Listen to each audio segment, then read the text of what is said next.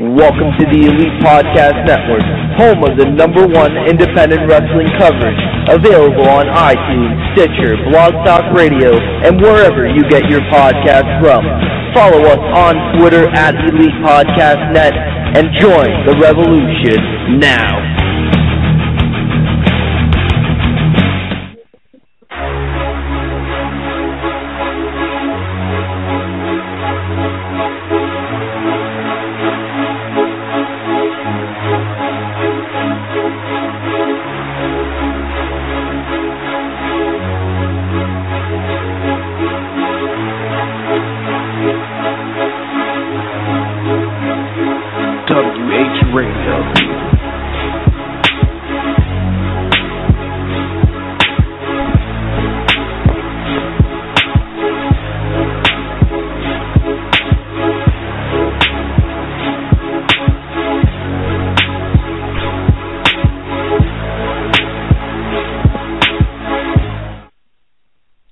Welcome back, ladies and gentlemen, to another edition of Wrestling Heads Radio here on the Elite Podcast Network. I'm Skits. I'm joined here with Oscar, Tom, and from Weekly Wrestling Podcast, we got Matt. What's going on? What's going on, fellas? Not much. Another night of talking wrestling, and we got a lot to cover tonight. I'll tell you that much. God yes. damn it, we do a lot. We were just talking about flights. We were just talking about flights for Bowl Weekend before we went on the air, just getting our things together, you know? Yeah, man. Yeah, We're talking about hotels. We're talking about we're going to end up like The Hangover. Somebody's in your taxi space. Somebody's marrying a prostitute. Somebody's getting stuck on the roof. Somebody is, I don't know, what the fuck, bringing a tiger in the bathroom somehow. I'm going to end up on the roof. I'd just like to throw that out there. You guys are crazy. For those listeners listening in, if y'all want to join us in with the conversation, y'all can call us up at 347-945-5556. We'll be talking mostly independent wrestling today. We'll cover some WWNLive stuff. We're going to talk about the whole departure with AJ Lee, some Ring of Honor, some folks that have been added to the Ring of Honor big show coming up soon that I think Matt's actually going to be at. New Japan Pro Wrestling, PWG, of course, Fox departure from WWNLive, for those that have not heard. DDT4, their lineup. Kurt Angle's, I believe he had some type of interview saying the WWE did not show up to their meeting. We'll get to that a little later. Something I really want to throw out that I actually saw on the internet. Not sure if you guys saw this photo, but we all know Finn Balor is actually doing house shows right now, and it looks like they're going with the house shows angle with Sheamus and Finn Balor together. I just want to throw that out there. I just want to get you guys' thoughts on that, because that's something that I'm pretty sure a lot of us had talked about before Balor even made the roster, like what they went with an angle like that when he gets on the main roster. What are you guys' thoughts on having Finn, paired up with Sheamus possibly when he gets on the main roster? Well, I want to say in yet because I believe they're in overseas right now in the tour. So I just think, pretty much for, what's it called, both Sheamus and Finn Balor are from Europe. So I guess they just want to put a little angle going on. So I don't think they're going to put Finn Balor in the main roster pretty soon. And think about it. You put him in the main roster right now, who will draw for NXT? Because think about it. Who? Sami Zayn? Of course. I mean, I think they need more than just Sami Zayn. You don't think?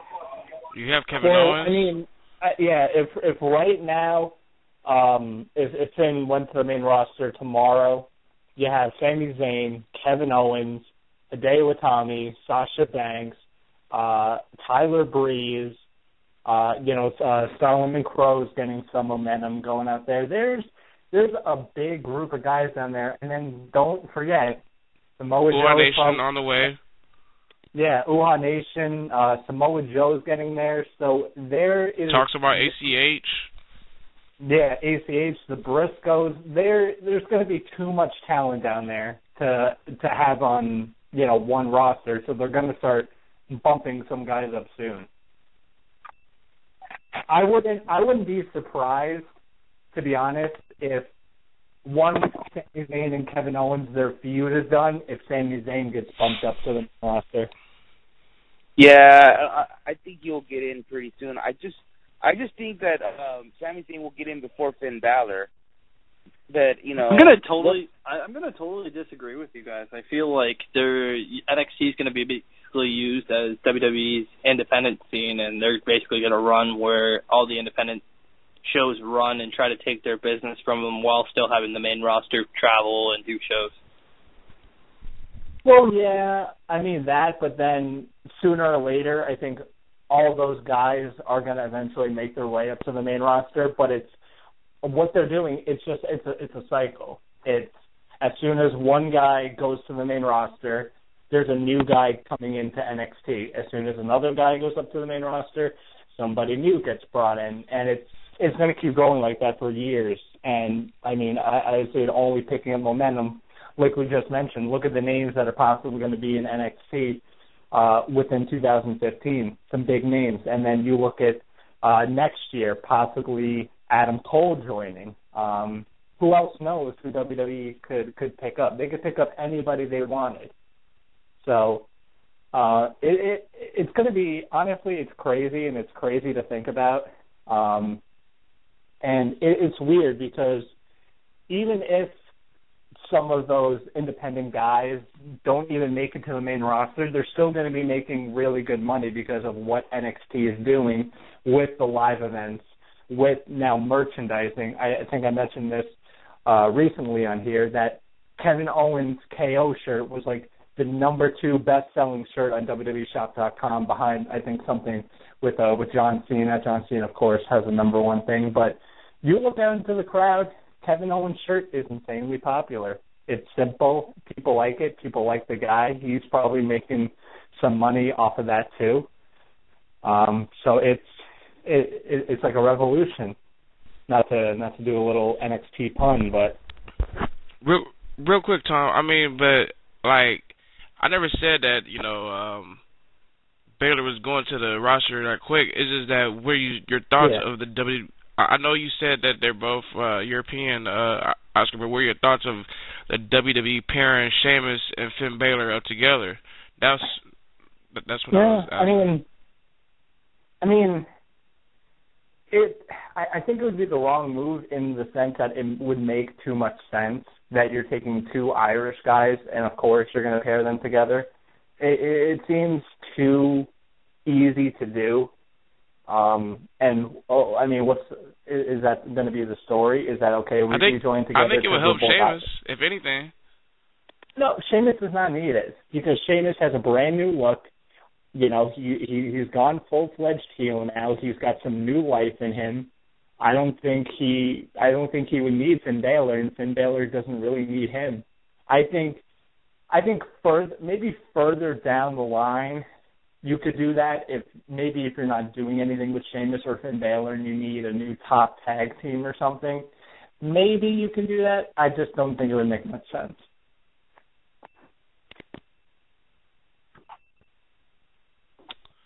Well, I just wanted to bring that up because I saw a photo of it. It's a very interesting thought of if possibly they team them 2 up together, they could do like some sort of Irish connection. I don't know, maybe even bring Becky Lynch up and do something with her as well in that whole scenario. I don't know. Yeah, I mean, it's really it'd be something different, that's for sure. Yeah, it would be nice to start a stable like that. Real quick before we move on, I actually have a tweet. This must be an old. It's definitely an old question, but it's for tonight. Somebody said, ask him if he is going to be pushed in the singles. Yeah, that must be last week's show. They might want to listen to last week's show. Whoever tweeted that out, Brian, if you're listening. That was last week's show. If that question is for Hernandez, go check that show out. It's on YouTube now. But yeah, AJ Lee. I know Tom wanted to talk about this last week. We really didn't get a chance to even share our thoughts on it. But damn. Yeah, it seemingly came out of nowhere. Just I was on Twitter and just kind of browsing through, and you see people retweeting from WWE that they posted on WWE.com that AJ Lee, and they used, her real name in parentheses, April Mendez, has decided to retire from WWE, and they, wished her the best. They did something little on Raw for her this past Monday, kind of just gave a little nod to her. But it's seemingly it kind of came out of nowhere, but in the same sense, I think a lot of people kind of expected it because of what's been happening with WWE and CM Punk over the past year. All that craziness that's been going on, and now the lawsuit with Dr. Amann and CM Punk. And how about that piece of garbage Alex Riley tried to take a shot at AJ? Oh, yeah. And for those of you that don't know, AJ Lee has a tattoo on the back of her neck the first time that she won the Divas title. So Alex Riley decided to tweet out that he was going to get a tattoo with the date that she retired on. He needs to get a tattoo of the day when Kevin Owens destroyed him. He needs to get a tattoo of the day he's going to be released, because that's going to be fucking soon. Piece of garbage. I can tell you this. Yeah, it was just unnecessary. Like, what's the point of doing that? AJ hasn't started shit in the company. She's in a relationship with somebody who's on bad terms with the WWE. It's not her fault. Alex Riley, just keep your mouth shut. Keep being irrelevant. I hope the next time, if he ever gets in the ring with Kevin Owens gets a little bit stiff with him and maybe busts him open. It's just ridiculous. Even Cameron tweeted out, I don't know if you guys saw Cameron's tweet. Cameron said, I want to thank AJ for being the first person I faced on live TV. She gave her a shout out. Yeah, a bunch of divas tweeted out thanking AJ, what she's done to the Divas division. Whether I think people liked her or not, she did have a tremendous impact on changing that Divas division around somewhat, or at least attempting to. Whether you think she was a good wrestler or not, I don't think anyone can deny what she did in the ring as far as impact goes. So, I think a lot of people were upset to see her go, but I think it was only a matter of time. Like I said, what's been going on, and with what people have been saying, from guys like Dave Meltzer to certain fans to people, who kind of know the situation more than the average fan, it seemed like just much like CM Punk, AJ just kind of lost her passion for the business. There's nothing really left for her to do. If you look at the WrestleMania, the whole WrestleMania week, she kind of hinted to certain girls, like Paige knew, Bayley knew. I would say those are the two I saw her in photos with, or around that weekend, that kind of knew what was going on. Because if you look at the end of the match with the Divas, it looked like Paige wanted to cry after the ring. Inside the ring. People did say that, but in the same sense, I don't know if it was because she knew AJ was leaving. It was her first WrestleMania moment. It could have been both. Yeah, that's what I was thinking of. Probably a combination of both. But I want to get what are your guys' thoughts on just AJ's career as a whole? We'll start off with you, Oscar.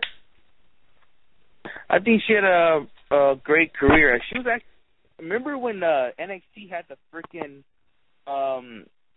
Divas contest thingy, or the Divas season, put it that way. She was my favorite to win it all, but they gave it to Caitlyn, which was a shocker to me. And then not to mention her best friend. Yeah, that is her best friend. But then when they got in the main roster, when she got in the main roster, they were a team for a bit. But what really helped AJ was the whole thing where she was in love angles with Dolph Ziggler, Daniel Bryan, Cena, Kane. I think that really helped her out, and then she had that thing where she could go crazy, and I guess that really helped her out. And then after that, she started wrestling more with the women, and she got a long being general manager. General manager, yes. And then she had a long Diva title push. She was a Diva champ for pretty much a year.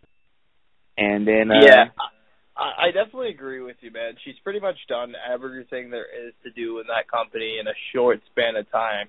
General manager, valet, Divas champion. There is nothing else for AJ. She was even in a wedding. Although I would have liked to see her and Stephanie. I think that would have been something special to see. Instead of Nikki Bella. Was it Nikki Bella or Brie Bella? Brie Bella, yeah. It was Brie. Well, I think a lot of people wanted to see that match, AJ and Stephanie, but unfortunately that's not going to happen. We'll get Rousey instead. I'll tell you this, though. I mean, when I was at PWG, someone told me, I'm not going to give out the name, but someone told me who goes to backstage shows or backstage at the WWE shows, put it that way, told me that every time she's backstage with AJ's right there, and that, it doesn't seem like, it's like she wants to be there. That's what this person told me. So it's like when every time AJ's around, it's like a different vibe. I mean, she wasn't not dissing AJ, but it just feel like, there's WWE and everybody's happy. All that when AJ's around is not there. It's like a different vibe. So that person kind of knew it was coming. So I could just tell you that. One thing about AJ, she definitely lived her dream. She got to meet her longtime hero, Lita, and she got in the WWE, and she accomplished her goals and did her thing. I think without a doubt, when we're thinking about women for the Hall of Fame and a later date, I think AJ Lee would be a perfect candidate. Oh, definitely. Yeah. I mean, I think she's going to be in down the line somewhat. I mean, she retired at, 28? That's crazy to think. And she's made millions of dollars. She's made a lasting impact. Millions of dollars. Yeah. And, I mean, I could see her sometime down the line making like a one-time appearance or something, like coming back for one night or something, but that's, I think, years down the line. But, yeah, I mean, I don't think anybody can deny what she brought to the Divas division. I was a fan of AJ, but there were certain times where I could definitely tell that there were faults with her wrestling work. There was just so many times that she was just sloppy, botching moves when the match was going good, and then it was like one botch after another. So I wasn't a big fan of her wrestling skills, but I mean, I could see that she was, she was a hard worker, and I mean, Divas division definitely going to change without her being there.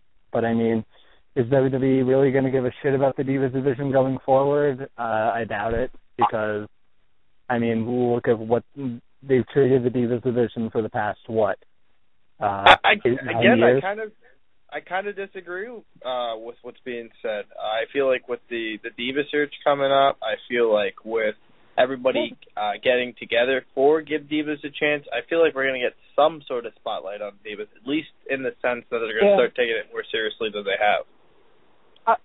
I can see that, but at the same time, I don't like the Diva search, because the Diva search, the whole premise of that was not, okay, we like you because you look good and you're a good wrestler and you connect good with the crowd. It's okay. That's how it used to be. Hopefully it's about actually getting girls that know how to wrestle now. Why do you think that Christy Hemme was in there? Because Christy Hemme could wrestle? No, she had big... No, because she had titties. Yeah, that was the driving force in the Diva Search. It was. I'm hoping the Diva Search is different now. I'm hoping it's about actually girls that actually like can go, and also their looks, both combined. See, and that's what I'm hoping. I'm hoping that if they do this Diva Search, you can have somebody like, I think Maurice was rumored to be a host of that. You could have her on there, but put Sarah Del Rey on there and make these divas work their ass off in the ring. Have Sarah Del Rey yelling at them and screaming at them like we know Sarah Del Rey can be, because she's out of her mind. I heard three girls might be the host. You said one. The other one was Kelly, and the other one was Rosa Mendez, because they found them all in the Diva Search. Whoa. I think I just grew up a little. Where's Kelly? You mean, hold on. Kelly, I thought I heard Michelle McCool, because I don't think Kelly was never. Oh, her too. Diva. I never heard Kelly was in the Diva Search, but I know Michelle McCool was in there. Oh my God! When you said Rosa Mendez, I grew up a little. There's nothing wrong with some big booty bitches in the Diva Search. I'm just gonna throw that out there. No, there's not. I mean, it's been proven that there can be divas that are hot as hell and can wrestle. Trish Stratus, Lita, it's been proven before. But Sasha Banks. Yeah, Sasha Banks. I mean, I'm talking about big fake titties. I don't think Sasha Banks is fake tits, but Sasha Banks is fine as hell. But see, and that's the thing, is that Sasha Banks, she's just like a normal chick, but she can go out there and wrestle like nobody else. And I think that's why people connect to her better, because girls are going to watch Sasha Banks and they're going to be like, okay, I can relate to her because she doesn't have big fake tits. It's not teaching girls to go out there and say, hey, you should go get plastic surgery to come be a diva. Okay, let me ask you guys a question. I'll ask you two questions. Number one, going back to AJ, I heard this rumor that she could be going back to the Indies. Can you guys see that happening? You said who? AJ. She could be going back to the Indies. She can't compete until her contract is over, though. But after her contract over, can you see her doing Indies, like going back to WSU and other companies she was? No. She will never work a day in her life. I do not believe so. Why do you? Especially her. She's, I don't know, 400 and something amount of days of Divas Channel. That's like going back low. This is the first time I've like heard. She can get paid to do autograph signings forever, and she can live off that. Oh, without a doubt. And I think I thought it was funny that, like, the day when she was released, people were speculating that she was going to go back to the Indies.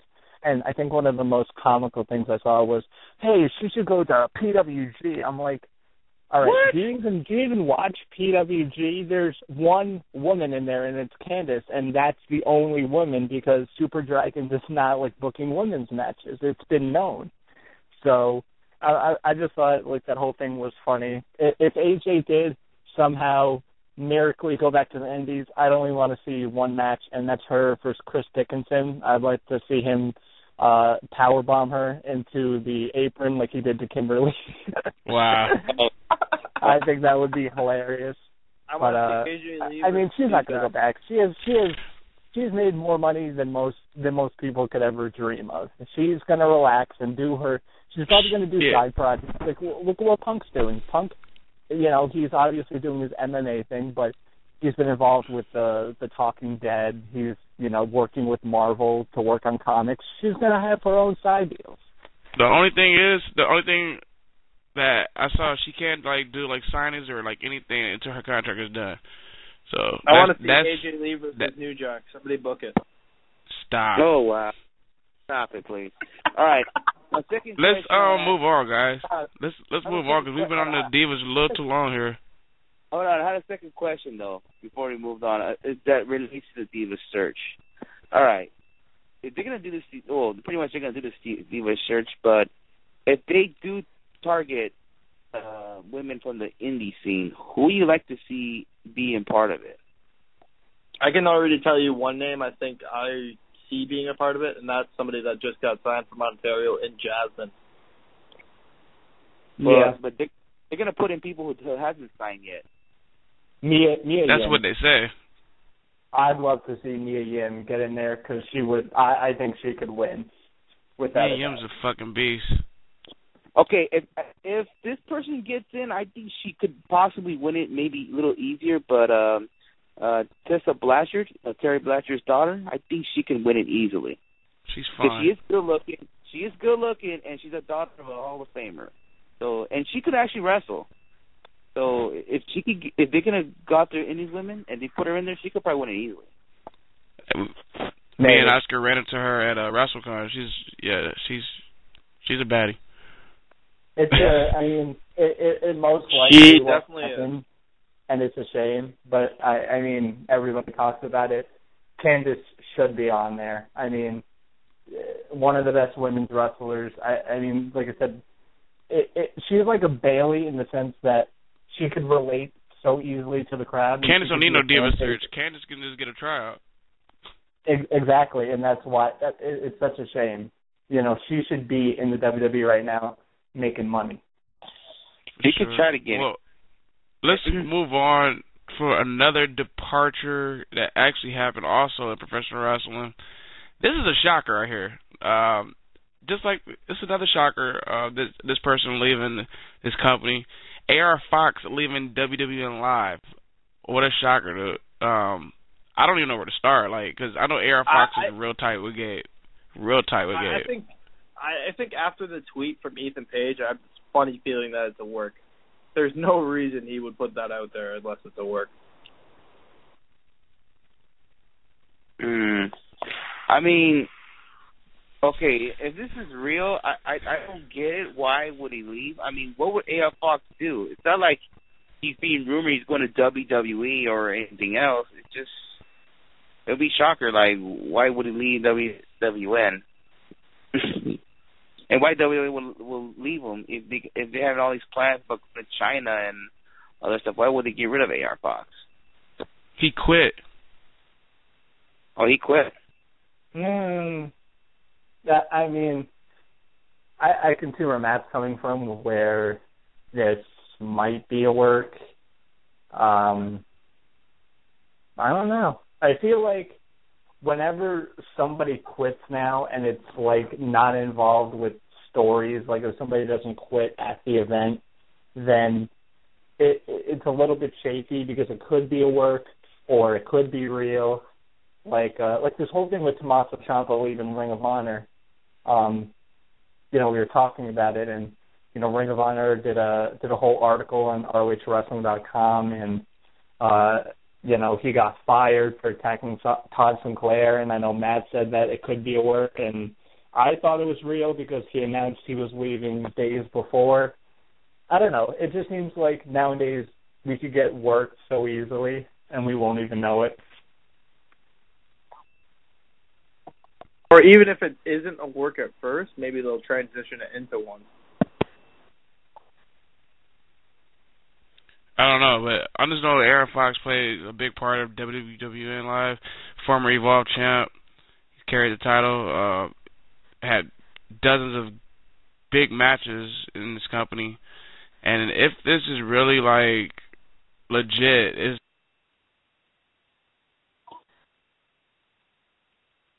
yeah, I mean, if it is true, it's a big loss for WWNLive. I think AR Fox was a main event guy type there. I don't know, and who knows? Like I said, if it isn't a work, it could be that he's negotiating to go somewhere else. I don't know. It's definitely. I haven't seen him work in CZ Dub lately, so. Yeah, I mean, a lot of people didn't expect Chris Sabin to go to Ring of Honor. Maybe AR Fox is going to Ring of Honor, and we don't know it yet. Maybe they're doing deals behind closed doors. Who knows? Do you guys want to throw something out there before we move on? Because I feel like you guys really don't have that much to say on this one, which I thought would be a big topic here. I just think it's very interesting that they did this kind of out of nowhere. I know AR Fox, I believe he took the 2 CW bookings that weekend. I believe that's why he's not going to be at the Evolve shows that weekend. Just really just a weird situation. I still believe it's a work just because of that Page tweet, man. But still, just one of the funniest tweets I've ever seen. Him dressing up as AR Fox. If you haven't checked it out, please do.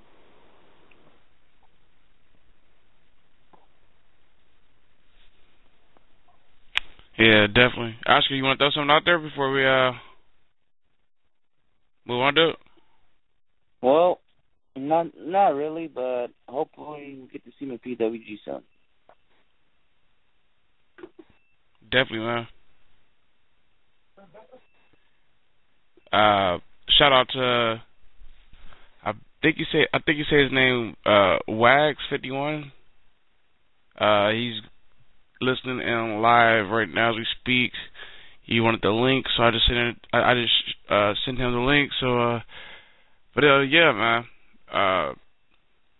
Let's hope the best for AR Fox, and yeah, let's see what's next for him. Speaking of Evolve Wrestling, I have the card for their next couple shows, but before I get there, I just want to throw out CZW. There's a couple guys that are going to be part of the best iPay-per-view, and I think these names should be at least mentioned because this is a big tournament for the company.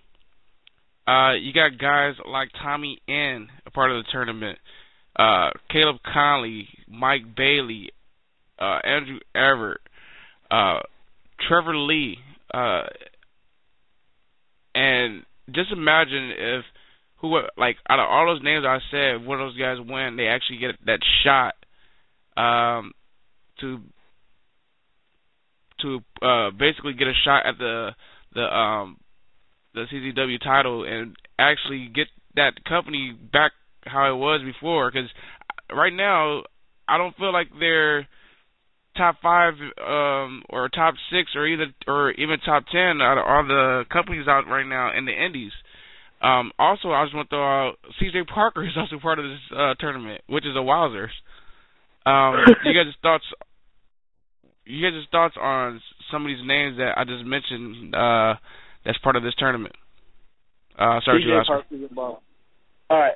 Also, CJ Parker is in there. I mean, well, he has a lot of proof. He said he can show that he's not like a jobber. So if he is what he say he is, he has a lot of proof. So I think the best way to start off this is CW Best of the Best tournament. Trevor Lee, I'm glad he's in there. He's actually my favorite to win it all. I mean, hopefully he is. I hope he's DJ is not an idiot like Gabe. So he's my pick right there. But this tournament looks pretty interesting. And it's something I like to watch. You know, I do like to check out CCW. I mean, it's not like I was years ago when it was very, very violent. I think it was even more violent than ECW at one point. But they went down a different direction. So let's just see what all these new talent they have, see what they can do.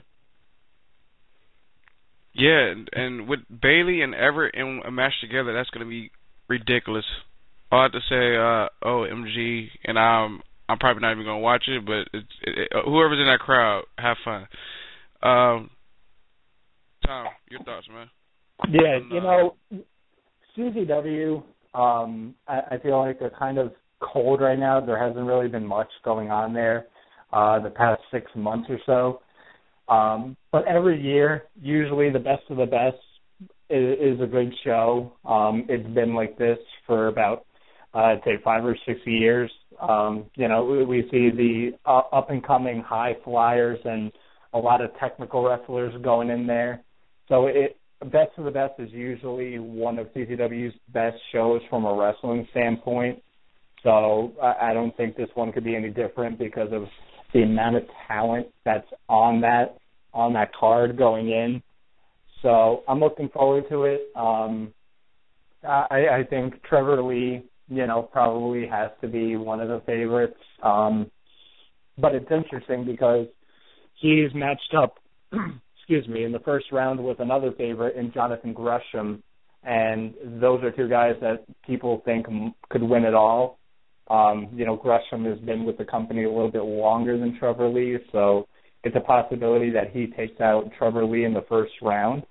But who knows?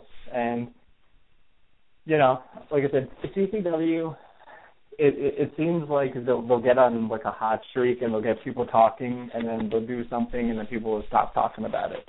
And then there's a period where people know that it goes on and they draw. I mean, they draw okay. Like Best of the Best usually draws pretty well. Cage of Death, Tournament of Death. Usually the big shows draw pretty good, but in between they draw okay still. They're still doing pretty good, but I don't know. Let's see what happens with them going forward. That I think that world title scene there has been kind of flip-floppy, and it's kind of been turning people off, but all I gotta say, I'm gonna say right now, I'm not a big fan of their champ at all whatsoever. I know he was on WH Radio a long time ago, but he's not a championship caliber type of dude for me. I'm just being 100, and that's Black G's. Yeah. I mean, I think with Black G's, the only reason that they really put the title on him is because he's been with the company for such a long time. So basically you're saying that Jay Briscoe him. Yeah, I guess so, but at least with Jay Briscoe, I think he connects better with the crowd, and at least like the Briscoes have really helped Ring of Honor get to a certain point. Like, they've been a big part of that company being where they are today. But, I mean, regardless, just going back to this, it should be a good tournament. I don't know if I'm going to catch it live, but I'm hoping to catch the replay over the weekend. It should be a good show. You're probably going to see some good matches on there within the tournament, and then the non-best of the best tournament matches. So I'd recommend checking it out. Like I said, it's usually one of their best wrestling shows of the year. Definitely, man. Evolve. Just like I said, Evolve is coming back. Evolve 41. That is going to be April 17th, and I have the updated card right here. Let's talk about some of the matches and some of the guys that will be a part of that card. We have a 2 out of 3 falls matchup. For the winner, we'll get Evolve title shot in the future. You have Roderick Strong versus Timothy Thatcher. We already know Roderick Strong's on fire right now at PWG. Question is, can he get this W over Timothy Thatcher and maybe get a shot at being the next Evolve champ? I don't think so. I think Evolve's going in the direction where they're really going to push Timothy Thatcher. I think what he did over WrestleMania weekend, he had 3 of the best matches of the weekend. I mean, and just to say that is incredible. I think he opened up a lot of eyes to fans who didn't know him, and also a lot of the officials at WWNLive, that this is a guy that can go out there and put on main event type matches and be a guy that you can trust to put in the main event scene and he'll deliver. So I think Timothy Thatcher wins this one. Yeah, I agree. I mean, I think they had to give Thatcher a shot here against Drew Galloway. At the same time, I feel like it doesn't matter who wins. I just feel like they're going to give Galloway the victory over. It doesn't matter, because I feel like somehow they're making Galloway like he's an unstoppable force there. So, I mean, but I'm pretty sure Roderick Strong and Thatcher's going to have a great match. You know, when I saw Roderick Strong at PWG last week, when he had that match with Zack Sabre Jr., I just thought he could work with anybody. Even if the guy's fucking green, he can put out a good match with anybody. So that's going to be a great match, and that's something I will put my money into it, you know, or spend my money on it. Definitely, man. Matt, you want to share your thoughts on that match with Roddy Strong and Tim Thatcher in a 2 out of 3 falls match? Winner gets an Evolve title shot in the future. I'm definitely with what you guys were saying. Now that I know what was being spoken about, I got to disconnect in the middle of it. But, yeah, Thatcher definitely deserves a title shot. He, like I said, was probably the most impressive for me over WrestleMania weekend out of Evolve and WWNLive. Definitely, man. Another matchup at Evolve 41 booked. You got Johnny Gargano against Davey Richards making a return to Evolve Wrestling. I think that should be a great one. Basically Davey, his books are definitely open right now with Eddie out, and with him getting some good matches in with guys like Johnny Gargano.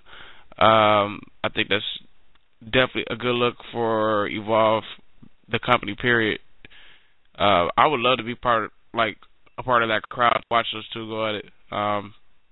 But I could definitely see a great, nice technical matchup here. Yeah. I mean, those two guys are gonna tear the house down. I'm gonna say possibly this match might end up being the match of the night. Yeah, I can see that. I think these two, didn't they have a match, PWG All-Star Weekend 10, Night 2?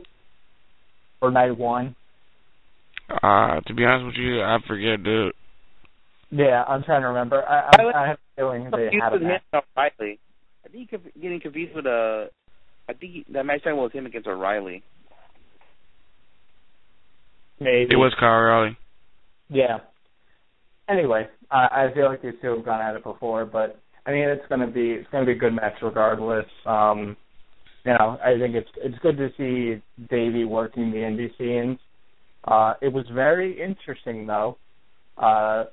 Somebody tweeted out from St. Louis Anarchy that they had Davey Richards booked on their shows, and per Evolve, he can no longer appear at that show, and it didn't conflict with Evolve shows. It's just that apparently WWNLive or somebody wouldn't allow Davey to work that show. So that was very interesting to see. Definitely, man. Did you want to throw out something about this matchup, Matt, or do you want to move along? Pretty interesting to see what's going on there, and I saw those tweets as well, Tom, about the whole Davey Richards situation with St. Louis Anarchy. It kind of sucks for them because I know they were building him up for a couple months and really look forward to having him in. I think they got screwed the last time they were trying to work with him as well, so it really sucks, but looking forward to seeing him in Evolve, and actually looking forward to seeing him cheap plug at Smash Wrestling the weekend after. Cheap plug? Oh, him and Eddie, right? Yeah, it's him and Eddie against Biff and Drew. So Eddie's close to coming back, huh? I guess so. I wasn't aware that his injury was so minor. That's definitely good to hear. Don't get confused with the TNA thing, because that TNA taping was way back, so don't get confused with all that. Next match, I think Matt's gonna like this one, and pretty sure it's gonna be a good one. The reason why these two will be facing each other because Johnny Gargano is fans with Rich Swann. Rich Swann versus Ethan Page.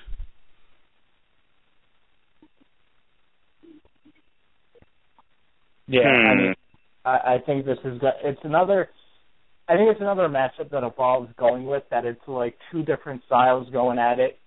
But I think Rich Swann and Ethan Page can work very well together. I think their styles can mesh really well if used right. And I've said this before. I remember talking about it before WrestleMania weekend.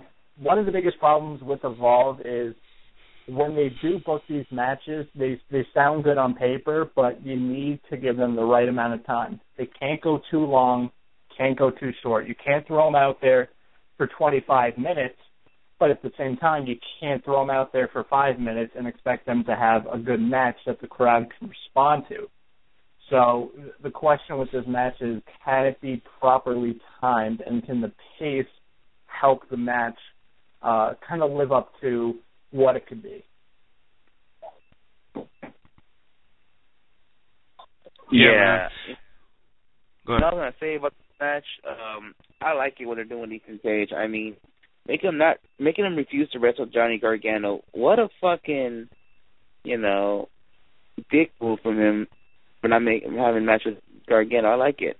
So when I heard that he's going to wrestle against Swan, I was thinking perfect. Don't put him against Gargano right away. Let him stay away from Gargano, and then put him in a match to finally put those two guys in the match. So I'm loving it. I'm loving it. They're looking for like a top heel and Evolve. Maybe Ethan Page could be that guy. So keep making him do this dick moves like stay away from Gargano, or put him in a match where he can, if he wins, he can get a number one contender shot. And hell, fuck it, have him beat Galloway in the future. But we'll see. I mean, I just like it. I like what they're doing, Ethan Page now.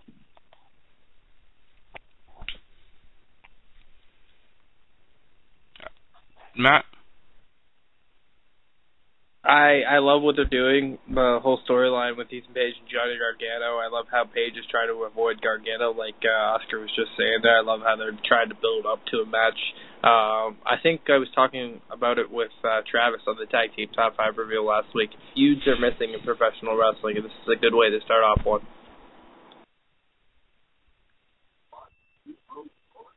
Yeah, man. I'm super hyped what they're doing. Also, just like you guys said, with Ethan Page part of the roster now, it's a big add-on to their roster, and I'm just looking forward to see what else they got planned for us after the feud with him and Gargano. I know it just started, but I know in the future is gonna Page is definitely gonna help that company. So looking forward to that matchup. Next match. Another person who's making his return to Evolve Wrestling, he actually worked with him WrestleMania weekend. TJ Perkins is going against Biff Busick. That should be a fun match to watch because we know Biff can do it all. He's hard hitting, he's technical, and the man can fly over a fucking rope. So, and TJ Perkins, he can do it all too. Like I think TJ Perkins is one of the most underrated wrestlers in the business today. And I can see these two gelling well together.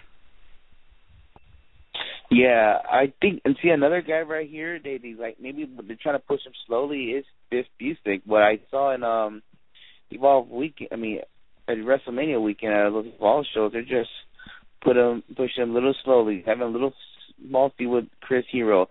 I thought he should have won that match with Chris Hero, but hell, they just still put him a good match, and I'm sure Hero likes working with Busick.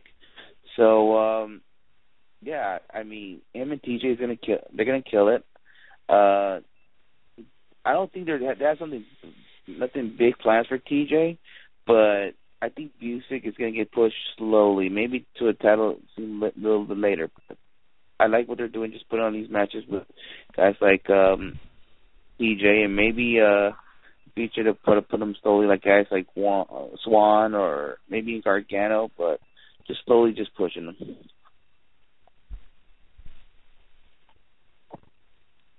Definitely, man. Anybody want to share any thoughts on that matchup? Should be a good match. Those guys, I think, can work well together. They could throw out a lot of different technical stuff. I think it could be hard-hitting as well. I think T.J. Perkins can bring the hard-hitting style when he needs to. I think it was evident when he, faced Sami Callihan in TWG that when he needs to, he can adjust to different styles. So definitely a good matchup to look forward to.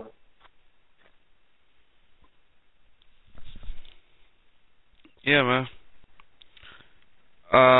Matt, are you going to share something or? I am. TJP, man. I love seeing him in Evolve. Really happy that Gabe's working with him. Really happy that TNA is allowing these guys to do these shows again. really happy to see that, and really happy to see this match. Really looking forward to TJP against Biff. It's going to be awesome. Definitely. And yes, ladies and gentlemen, the Premier Athlete brand is in the house. They're both doing solo matches. You got Caleb Conley going against Ray Horace. If I said his name wrong, forgive me. But they're going to go one-on-one. I don't know too much about Ray, but I know a lot about Caleb Conley. Caleb Conley, I'm loving the new. I feel like he's creating a character over there and Evolve now that Trent's gone. You know, it kind of seemed like, you know, he's more on the camera. He's more talkative now that, you know, it's just him and Nice. I don't know if Oscar could agree with me, but if you go back to that weekend, Caleb Conley was definitely more cocky, his character. Your thoughts on that, man? Well, he had to change his character a little bit because it's not just the fact that Trent is no longer part of WWNLive. He was part of the Premier Athletes brand. Caleb Conley should be a guy like he's like almost like the leader of the group now, the new leader. So he had to change up his character in a bit. As a Ray Hornets, I heard of him before. I mean, he blew away the officials during the Kings of Indy tournament in San Jose, and I guess they like what they've seen of him and they want to bring him on. So yeah, let's just see how interesting to see what these guys do. And plus, you haven't got a luchador type guy since Samurai del Sol, now known as Kalisto. So let's just see what he could do against Caleb Conley, and we'll see what happens.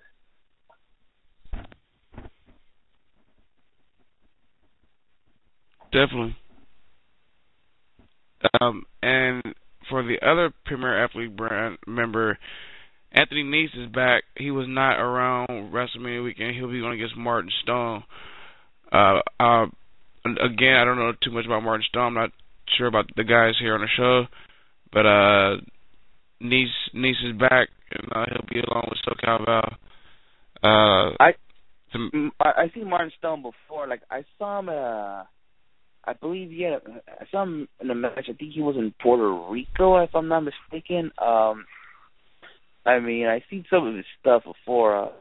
It'd be interesting to see, like, when say Nice wins and Caleb Conley wins, will that mean they have to face each other or something? Because I see in this card, it's a both special attraction match. I mean, and also, I just thought that this will lead to a tournament when I first read it, but I was sadly mistaken. But it wasn't meant to be. I just thought they could end up facing each other, but I'm wrong here. But I just don't see Martin Stone or Ray Hornets beating any of the guys from the Premier Athlete brand.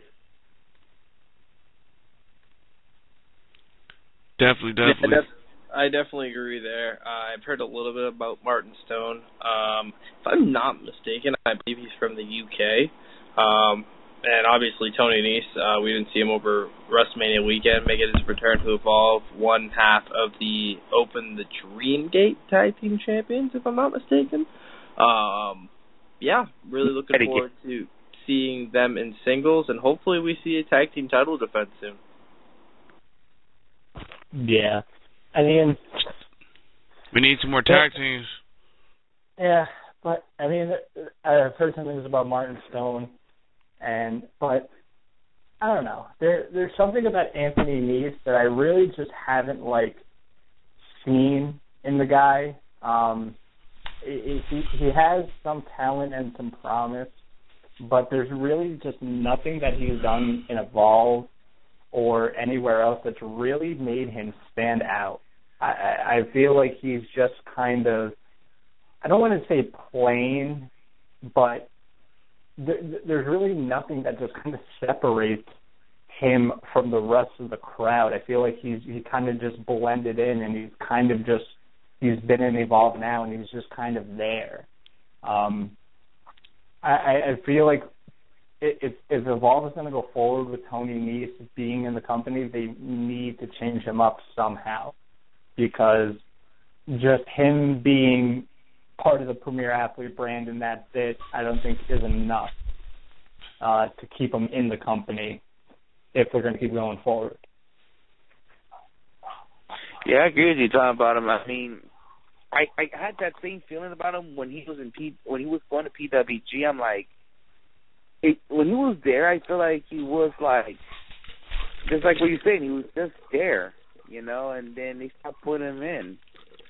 I just don't know what is it. It's just like he's like boring, or what the fuck, you know? I mean, but I thought in a few months ago, about a year ago, when it was his athlete brand, he showed more of his character side, but then now he's just been like the same thing I saw on PWG, just the same dude, but he's just there, you know?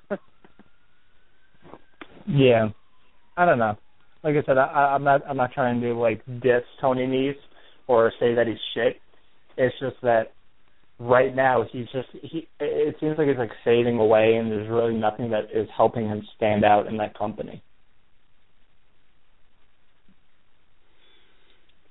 Yeah, man. I mean, it's just like I said, just like you guys said, it's kind of like he's not even part of the fucking group anymore, and he is the Premier Athlete guy. You know, that's his nickname. And they kind of just stole that from him, basically, by the looks of it. But we'll see what happens soon, what Evolve's got planned for him. Real quick, I do have the Evolve 42 card here also, but we can probably go down that. Fuck it, let's go down it right now. Let's just get it over with. This is on April 18th.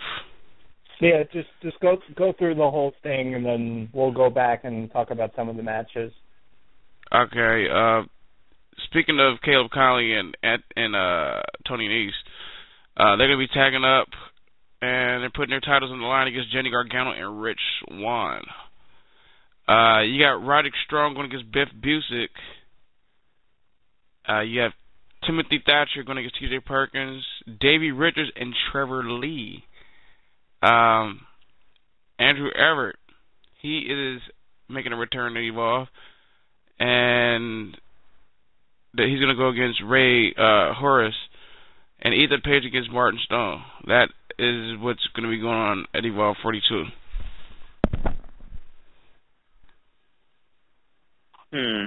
Evolve 42's card, it just seems like the tag title matches are going to be it's going to steal the show. Shout out to Sue Young, by the way. She is actually going to be there. But yeah, that looks like it's going to be the most interesting match of that card. But yeah, Andrew Everett, I'm happy to see him back in there. But I just thought he would be doing more Ring of Honor shows. He look like he's around the world right now. Yeah. He deserves it, especially that performance he had at PWG we saw last week. Damn. But yeah. Oh, Dave Richards and Trevor Lee, that's going to be something. Yeah. I mean, there's definitely some matchups on here that are definitely interesting. The Roger Strong Biff Busick match should be really good. Timothy Thatcher, T.J. Perkins should be a hell of a technical matchup. And Davey Richards and Trevor Lee should be another one of those great matchups because, you know, Davey Richards has that technical, hard-hitting style, and Trevor Lee is just all over the place. He is a madman. He is out of his mind. So there's definitely some matchups on here to look forward to. So definitely looking forward to this show as well. I think the tag team match could be well, you know, considering it is a street fight. It'll be interesting to see. I can't remember the last time Evolve really had a street fight rules. So it'll be interesting to see how they do that. Yeah, I could say I'm definitely looking forward to Davey Richards and Trevor Lee. That one's going to be an absolute barn burner, and I predict that we're going to be seeing new tag team champions on that night as well. Just give Johnny Gargano all the titles, huh? I'm just joking. Might as well. But we'll see what's up with that, and maybe we'll see Nice and Caleb Conley start feuding after that, and of course SoCal Val will be on Caleb Conley's side by the end of that. But let's move on to some Ring of Honor / New Japan talk, and then we'll get on to I know me and Tom, we watch Invasion Attack. We're just gonna go over that a little bit.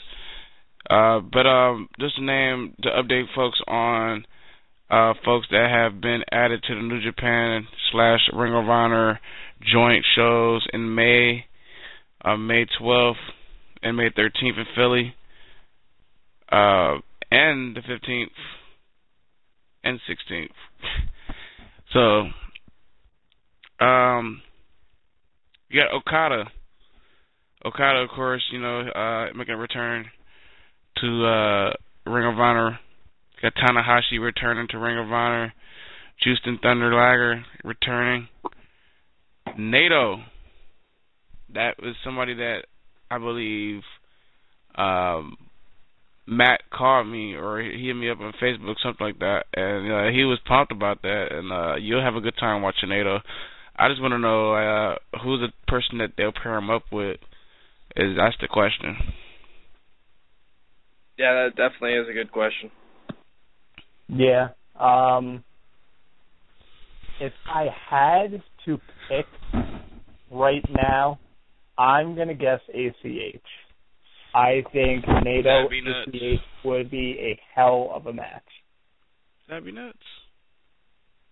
Yeah. And then, of course, today, because I kind of wanted to just kind of discuss this, Ghetto got announced. He's going to be on there as well. He's the manager, though, isn't he? The thing about this whole Ring of Honor New Japan thing, it's honestly, it's a great idea, obviously. These tickets are selling out really quick. Probably going to be sold out. They're probably going to have to add extra seats because of the demand of these shows. But at the same time, it's like they're not doing anything to really separate it from last year. The Bullet Club's probably going to be there, but minus Kenny Omega. It's the same guys as last year, plus Naito. It's like, is there really not any other guys that they could have brought in? People were clamoring to have Shibata here in the States, clamoring to have Ishii here in the States. Ishii's a beast. Yeah, people were like, please, like I said, Ring of Honor in New Japan, they were like begging these guys. They're like, please bring them over if you can. We don't get to see these guys. Like, we want them. And I don't know if it's a matter of, okay, we don't have the money to pay for all these, but at the same time, it's like Ring of Honor and New Japan are working together. Maybe they don't have their visas. Maybe that could be another thing. I don't know. I just feel like with Ring of Honor and New Japan working together when they do these North American shows, they're bringing out the big stars, Tanahashi, Okada, probably Nakamura is going to be there as well. But it's just like, and they announced Kushida, no Alex Shelley though, which is interesting. Wannabe. Yeah, I mean he's been missing for like months, so for him to even be considered a New Japan guy, that was kind of weird. And obviously I think Ghetto's on the show because he books for New Japan, so that's really the only reason. And that's Okada's manager, right? Yeah, it's basically his manager, but really the reason Ghetto's going to be there is because he books for New Japan. He's the main booker now. Him and Jado are the main bookers, but I think Jado is working a lot more on Noah. Now the New Japan and Noah are kind of interlinked with New Japan, kind of like, I don't know if they purchased them. There's something going on where New Japan and Noah purchase them. I'm glad you brought that up, because I actually asked Zack Sabre Jr., because, you know, he works for Noah. He said it's a storyline. Is the storyline? Yeah, that, yeah, you know. I mean, but I did hear things that Jado is booking in Noah too. That, you know, it's right now it's Ghetto right now mostly booking the New Japan matches with Jado kind of helping him. I don't know.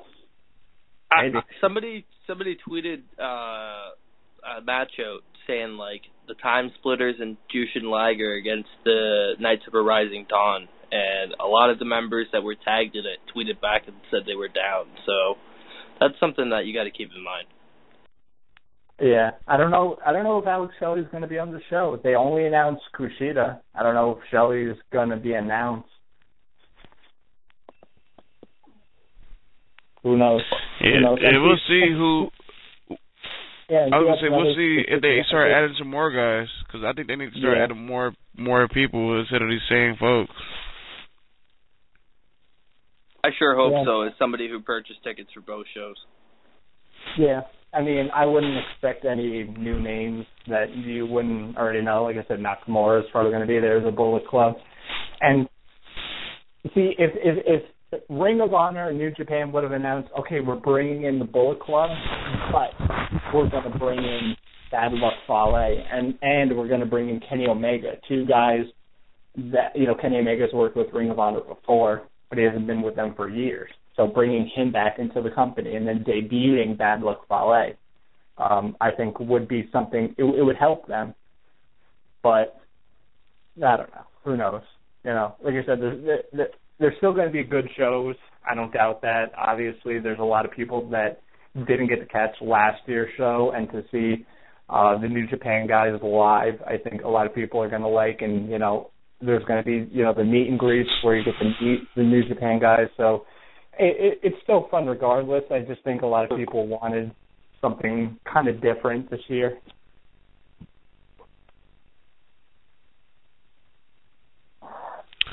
Yeah, man. Speaking of New Japan Pro Wrestling, real quick, just want to go over Invasion Attack 2015 real quick. We're not gonna go down the whole card, just stuff that that's kind of important to talk about. If you want, I can go down the card really quick and just give the results. If people I have don't the want results here. It just, if you want to bring it out too, I was just gonna mention stuff like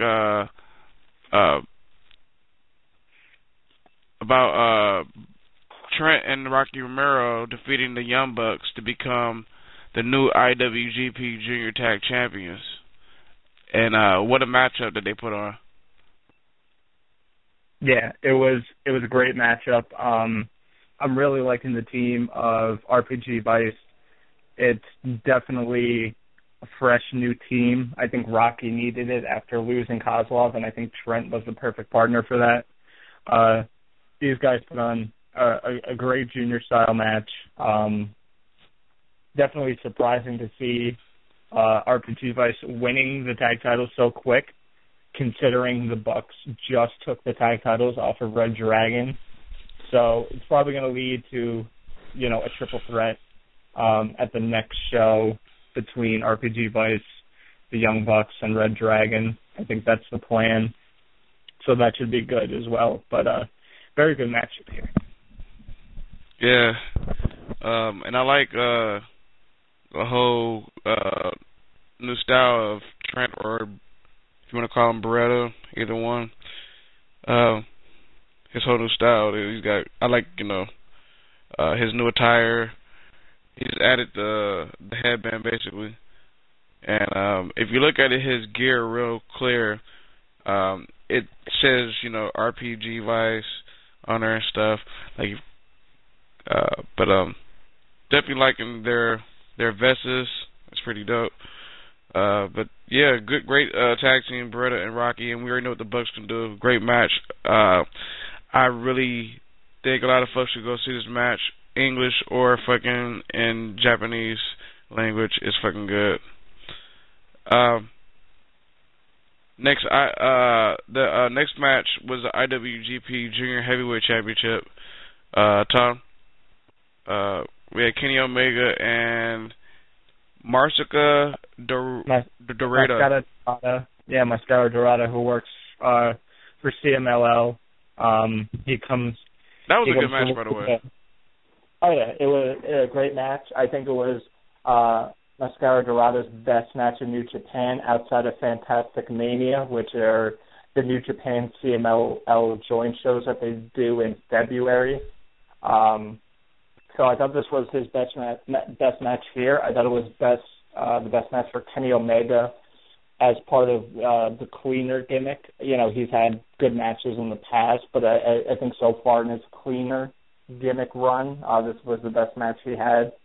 I think Mascara Dorada is a guy that you put him with the right people and he can really impress you. You know, I've only really seen his New Japan stuff, and a lot of the time he's in these, you know, tag matches or 6-man or 8-man tag, and you don't get to really see a lot of the guy. I think he has a lot of potential.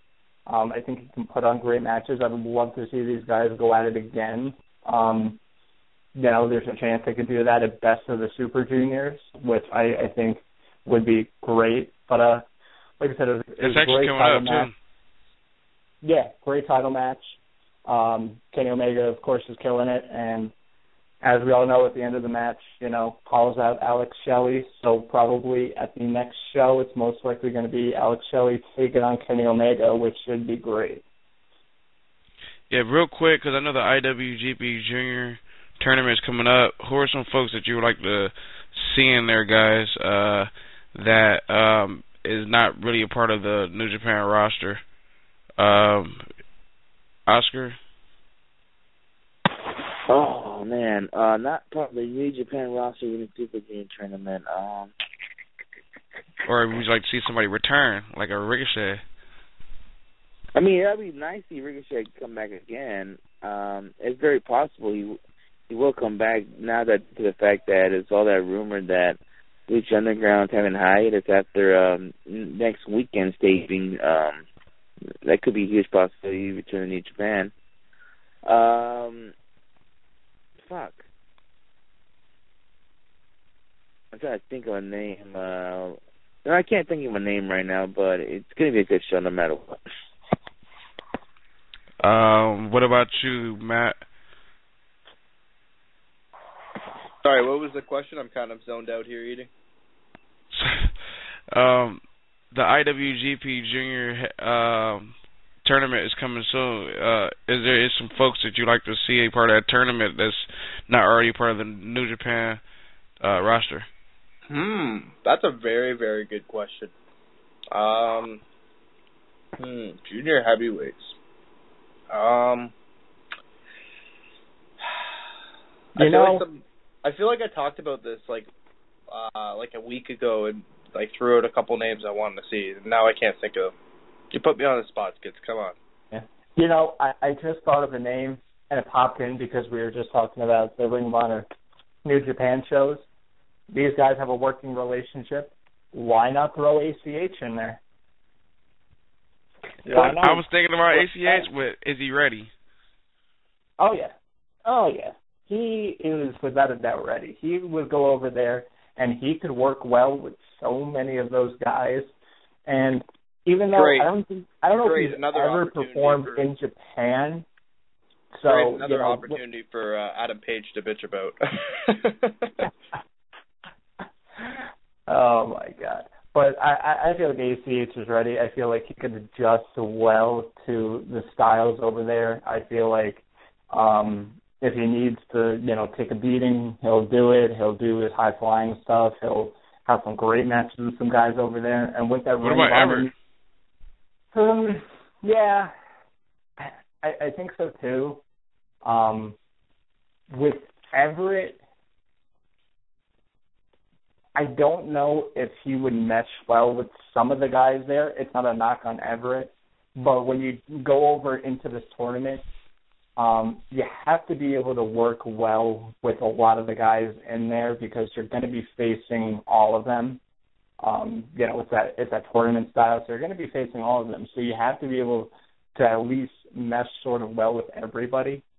And Everett's a great talent. I think if he doesn't go in this year, then next year for sure. I think another name to keep in mind kind of popped in my head just because he's been on the rise lately. What about Mike Bailey? Mike Bailey? No. I don't know. No. I think it's too early for him? I think it's just the gimmick that kind of takes that away too. Yeah, it's the gimmick, and even though he's gaining popularity here in North America, it's not enough for New Japan to want to bring him in for even one night. I think he needs a lot more exposure. It's just like Trevor Lee. I think Trevor Lee's a guy that could go into the tournament and do well, but he doesn't have the proven track record just yet. I think he's not a draw yet. I get that. Yeah, I think within the next couple of years, those are two guys that could easily be put in for, like I said, a one-night thing like Best of the Super Juniors. What about Cedric Would Alexander? Zack Sabre Jr. be considered a junior? Yeah, I think because I think you have to be under a certain weight. I think it's weird for people to think because Zack Sabre Jr. is so tall, and he's not. Like I said, Best of the Super Juniors is really made for high flyers, and he's not that type of guy. So I don't know if they would put him in that tournament, even though I think he's 180, 190. He's a very, very thin guy. Remember, Nick Jackson was part of it last year. I wonder if they'll throw him or Matt in solo matches, and I'm hoping to see Ricochet return. Yeah, just like I think Beretta's going to probably be in there as a solo guy in the tournament now that he's in New Japan. But definitely. What about Matt Taven? No. Just no. And you know what? Speaking of Matt Taven, I'll move on to the next match, which is for the IWGP Heavyweight Tag Titles. Doc Gallows and Carl Anderson defending the titles against Matt Taven and Michael Bennett.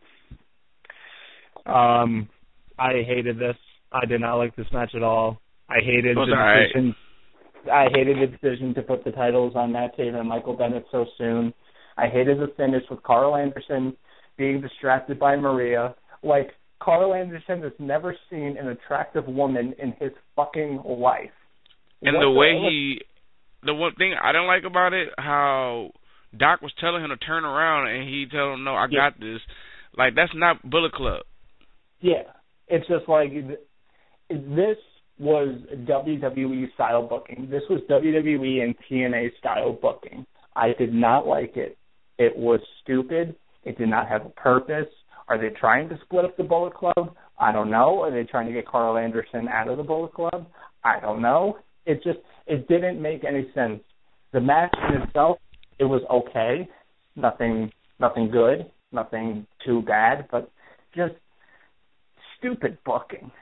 And it's, like I said, it's nothing against Taven and Bennett. I think they're both good talents, but for them to be getting this big push in New Japan so quickly, RPG Vice I can see because at least Rocky Romero's been with the company for some time and he has a proven track record with good tag teams like No Remorse Corps and, of course, the Forever Hooligans. So at least he has a track record. But it's just like you throw in these two new guys and you give them the tag titles on their second time there, and it's just like, it's a little ridiculous. I don't like it. I'm not against the decision of putting the titles on the Kingdom, but I definitely am against the decision of how this match ended. Just absolutely terrible. It is. I just we seen the pictures. You seen the pictures on Twitter of him talking about his moment where at Canelo, like, chill. Oh, you're fucking bad of the whole club, like, Yeah. Yeah, he basically was not even worried about losing the belts. He's like, oh, Maria. No, not worried about the IWGP tag belts. Yeah, it makes me scratch my head because it seems like New Japan can do this from time to time where they have good shows, but then there's just that one thing on the show, and it's just like stupid booking. Like, oh my God! Like I said, it's WWE, and I don't want New Japan to see WWE type storylines. I don't. Or could that have been a Ring of Honor call? Because, you know, they do have those, you know. But let's move on real quick. Get the next two matches. And I'm just going to go to the IWGP Heavyweight Championship match. AJ Styles versus Kota Ibushi. Oh, my God. Two of the best wrestlers in the world. I have to say these guys gel very well together. Back and forth matchup. And, yeah, just like Matt said, the finish. I'm still upset. I think it's time to get that title back on somebody like Kota Ibushi. I'm with that.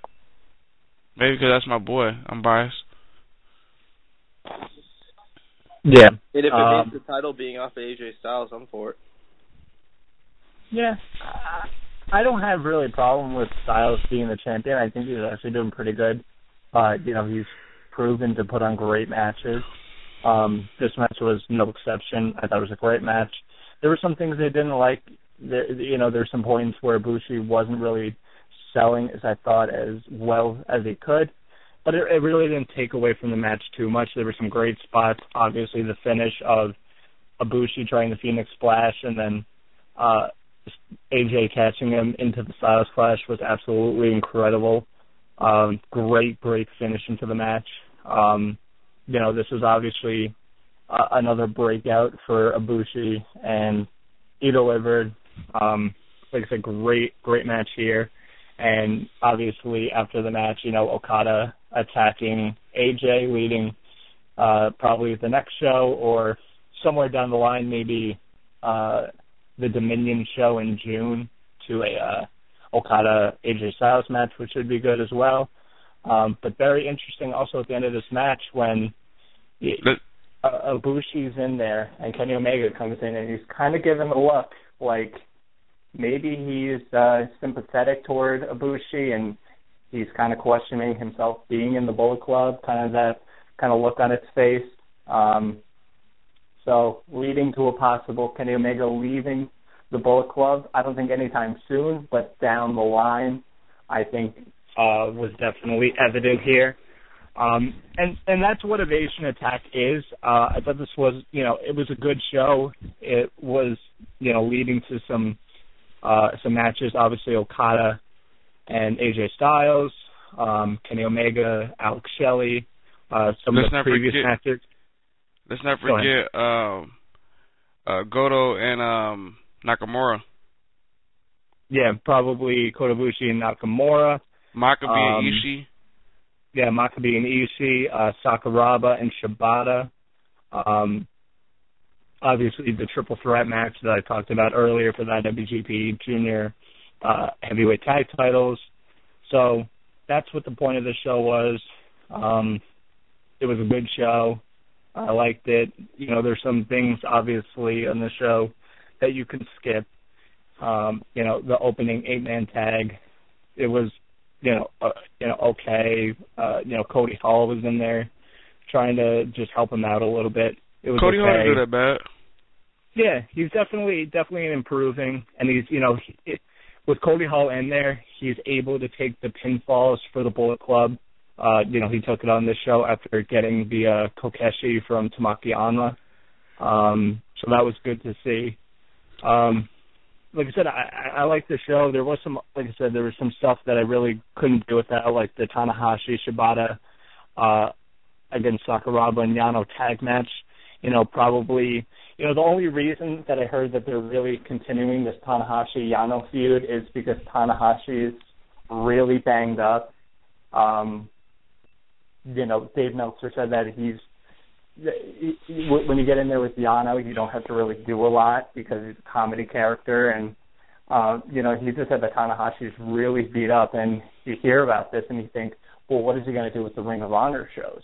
so it's more questions there. Like I said, some skippable tag matches, but for the most part, a lot of the title matches were good, except for the IWGP Heavyweight Tag Title match, which, like I said, I talked about it, thought it was horrendous, hated the decision, didn't like the match, don't get the decision, I hated it. Yeah, man. It's crazy. Crazy show though, man. I'm looking forward to some more. They're already promoting the big tournament, the Climax show. So yeah, that's another thing is I think they moved the days of the tournament. It was 12 days last year, and I think now it's 19 days this year. And for anybody that saw the G1 Climax last year, you saw how it ended the tournament, and the shows after, how all these guys were just beaten up to shreds. I mean, just completely worn out. So adding another, 7 shows is just, it could be overkill. You have to wonder how it's going to affect the matches, how it's going to play into the match qualities going more deep into the tournament. Are we going to see some shows where they're just okay shows, they're not really good, there's not really any good matches on there? And I don't know. Definitely an interesting decision, but they're obviously building this up to be one of the biggest G1 Climaxes ever. There's talks of adding more guys into the tournament. Right now there's only 2 blocks in the tournament, but they're talking about possibly adding some more blocks into it. So very interesting to see what New Japan is going to do with the G1 Climax. Like I said, they're building up as one of the biggest ever, and I think a lot of people can tell already. Definitely, man. Everybody keep a close eye on New Japan Pro Wrestling because they're doing big things over there. But to move on to the States, official Pro Wrestling Guerrilla, they have announced 3 shows coming this Rock and Shock the Nation takes place June 26th. PWG fans, mark that down in your calendars. Get ready to order that thing if you can't make it. 3 Minutes 4 takes place July 24th. Mark that down. It's going to be a hot summer in PWG. Just letting you guys know right now. It should be fun. And my birthday weekend, and I believe last year, my birthday weekend, Battle of Los Angeles is going to happen August 28th, 29th, and 30th. And it's not just going to be one hell of a fucking tournament. It's going to be one hell of a weekend hanging out with my boys. Oscar, Matt is coming down, and hopefully we get Tom, and we can turn the fuck up and still watch some wrestling and eat some In-N-Out, some Denny's, and fucking look for some bitches and all the other good shit. Yeah, I mean, it's really crazy that PWG announced 3 shows in advance. I count Bola as 1 show, so. But it's really interesting. I just want to say thank you, PWG. Shit, now I don't have to wait. Yeah, I don't have to wait. Yeah, I think that's what's great. But it's kind of like, because they really haven't done this for a while, is announced so many shows in advance. But it's good because people can plan now. People can plan around it, and I think more importantly, a lot of promoters and bookers of other companies can plan around it too, because they already screwed. But peep this out: PWG already screwed Global Force. Because on the 24th of July, they're supposed to have a show. Global Force was supposed to have a show. So that's smart by PWG, making all the people in Southern California not go to Vegas. Yeah, you know what? That is probably going to hurt Global Force, because when I saw their date on July 24th at first, I was thinking, why do it on a Friday? Because I'll tell you this right now. I have a buddy that goes to he's live in Vegas. He told me wrestling shows does not draw well in Vegas, but Ring of Honor did because they rarely come to the West Coast. You have people from Oregon coming down, California. I mean, different parts of the states coming down to check out this Ring of Honor show in Vegas. So they rarely come in the West Coast. Now, Global Force, doing it on a Friday is like a head scratcher. Now you put PWG on the same night, I'm like, you might lose your California base there.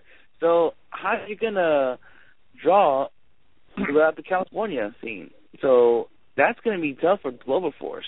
If they're gonna sell the first show, I mean, it's gonna be really tough now. Yeah, I know a lot of folks that go to PWG a lot they were planning on going to that show, and I'm one of them. And once we saw PWG, it was the same day. We're like, sorry, Global Force, but we're going to PWG. Pro Wrestling Guerrilla. Because we don't know what Global Force Wrestling is. We don't know what's going on. We don't know who's on the roster. We don't know what it is. So it's like, do you go to PWG, which you already know what it is, you already know what you can expect, or do you go to Global Force Wrestling not knowing what to expect? Very interesting. But like I said, I like that PWG is announcing their shows in advance, and it's also really interesting that they're having so many shows, month after month. Usually they skip a month or two sometimes, but now they're going to be having shows April, May, June, July, August. So it's awesome. It's awesome. More PWG. Obviously, I think this is really the year that PWG kind of not reinvents itself, because it's turning into this big kind of like cult following, and it's been happening, I'd say, for the past 4 or 5 years, where it's really starting to explode. But I just feel like for 2013 and 2014, they kind of played it safe. They kind of knew, they could space shows out. They knew who was going to be on the roster. But now in 2015, with all the different changes that they had, they said, okay, we're going to bring in new guys. We're going to try and run more shows. We're going to have a big BOA weekend. We're going to have a big DDT4, bring in new guys. I feel like 2015, it's kind of like a fresh year for PWG, talent-wise and show-wise, but it's still, like I said, it just gets bigger and bigger as the weeks go by with that company. And it's not like it's affecting the product. And in fact, like I said, I feel like 2015 is already off to, I think, a better start than what 2014 was for PWG. But, they're always putting on great shows, so it doesn't even matter. Yeah, and another thing that kind of bothered me with this whole thing, on the July show, I don't understand why can that be 12? Why they could have moved Tremendos in June instead of putting that in July? I'm just saying. Well, you can't put the anniversary show in June when they have... Oh, no, I mean, have that one in July. No, I'm saying have that one in July. Have Tremendos in June. But the Tremendos 4 is the anniversary show. It's their 12th anniversary, and they always have the anniversary shows in July, so you can't have that one in June. That's, I mean, really, if I'm getting what you're at saying. the end of the day, it really doesn't matter what the title is, because they're going to put on a good show. Yeah, that's the only reason. It's Tremendos 4, which is 12. It's their 12th anniversary, and they always have the anniversary shows in July, because that's when, they ran their first show, was July of 2003. So, but yeah, lots of big stuff coming up for PWG. Another thing that's kind of held them back, because they were waiting, because I talked to Excalibur, like I said, he was waiting on the Bucks. DDT4 should have already happened. It should have happened already, but the Bucks were in, they were in Japan, so he had to book around them, as we already see, because DDT4 is coming. So he had to basically do it out of them. DDT4 should happen at least in January or February. So yeah, it used to happen in May from 2007 to 2010, I believe. And I think 2011 is when they changed. I think they did it in March, and then they went to the January thing. But I mean, yeah, it's the first DDT4 without the Bucks in how many years? 5-6 years. Very weird, but like I said, that's the thing about PWG in 2015. It's kind of feeling like a change, and even without the Bucks, because obviously they're going to be a draw, and PWG fans love them. But even without them, PWG is still going to sell out in 5 minutes. They're still going to be great. And let me ask you guys a question though. So who do you guys want to see this year in Bola, and who would you like to see return probably in Bola? Let me see. AJ Styles, I just see him again. I know Matt don't like him. I'm trying to think of someone I haven't seen in a while.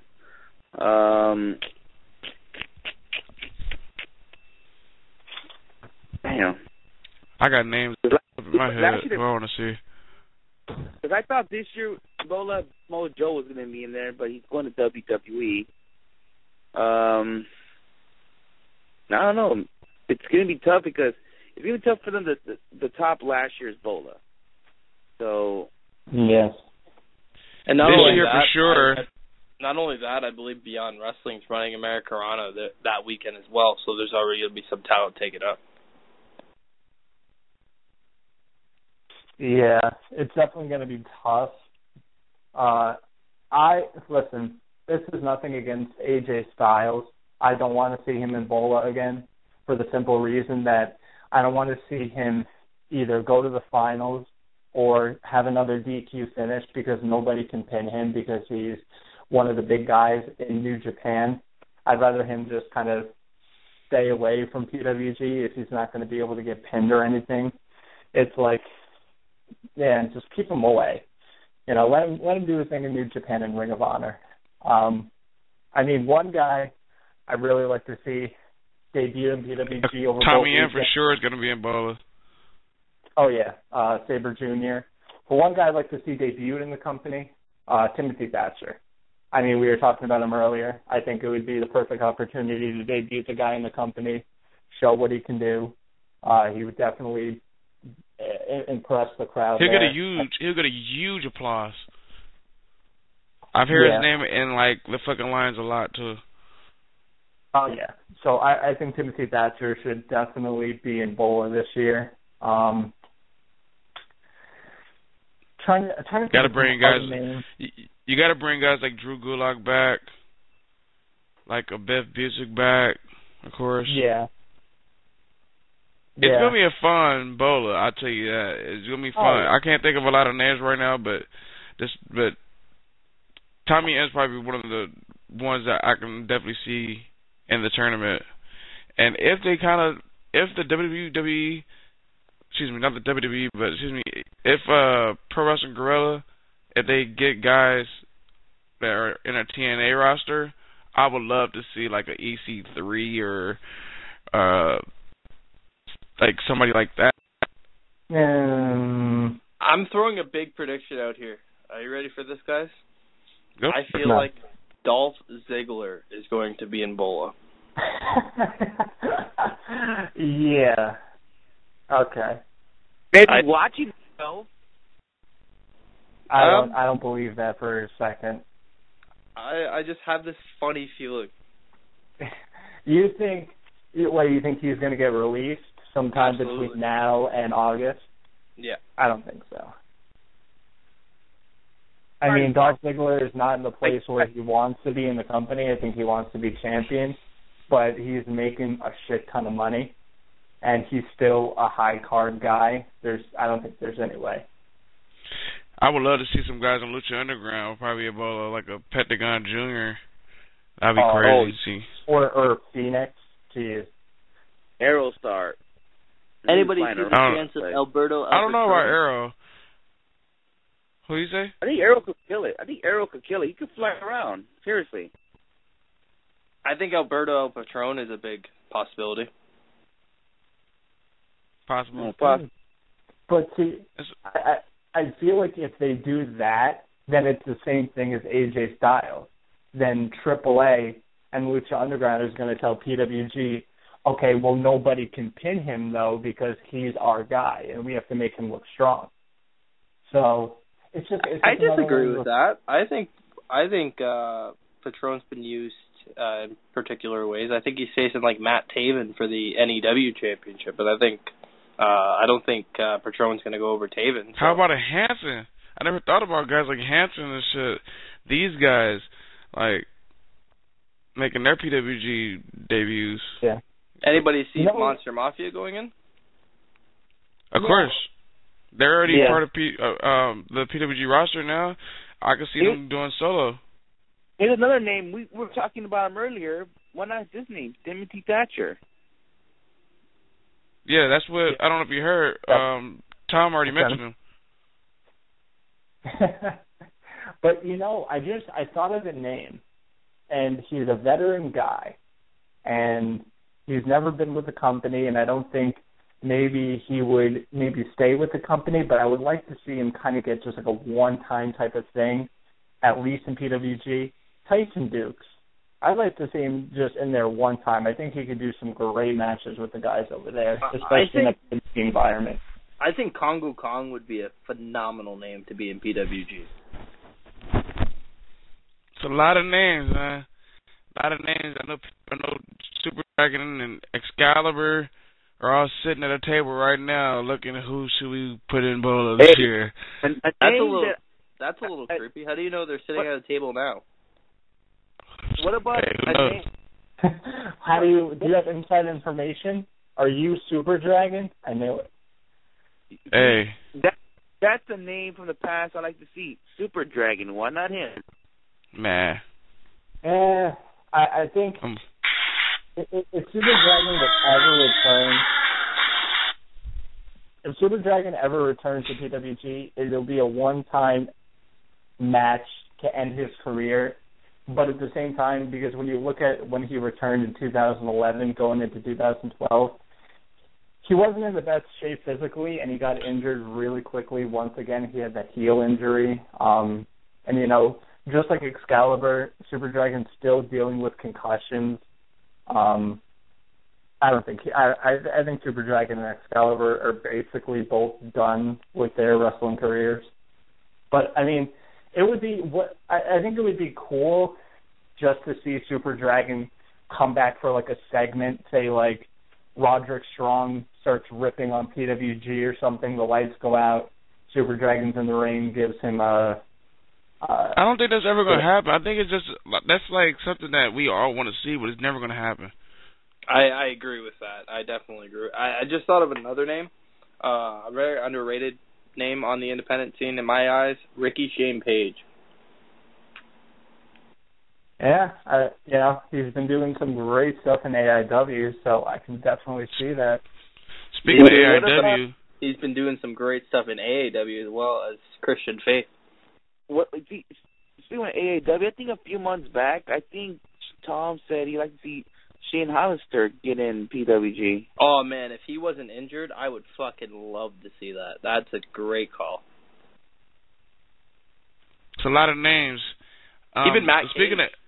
I mean, he's another guy. He was involved. Matt Cage, I've heard his name a lot, too. So, yeah. I mean... And, I just thought of another name. We were talking about him earlier, Caleb Connolly. Caleb Connolly, I think, would do great in PWG. I don't know. That is such a problem with PWG that they've built. I don't know if Caleb's ready, dude. I don't know if he'll gel with the PWG crowd. He's very ready. Caleb Connolly's very ready. I think he could do it.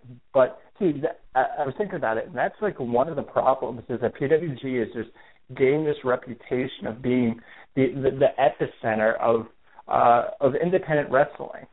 They're not on TV like Ring of Honor. They don't do pay-per-views like Ring of Honor. They don't do iPay-per-views like Evolve. But it's like so many guys talk about wanting to go there because they know the reputation that PWG has for having these great shows and these great crowds. And I mean, you hear that PWG is just selling out DVDs like it's cake to fat kids. You know, it's crazy to think, and it must. I mean, I can imagine how hard it is for like Excalibur and Super Dragon and like Joey Ryan to like, because you hear fans saying, okay, we want this guy, and no, we want this guy, and no, this guy should be in, and it's just like there's too many names out there to keep wanting to bring into the company. It's insane. I would love to see Willie Mack back, like a Willie Mack back. That would be nice to see him, you know, get booked back at Pro Wrestling Guerrilla.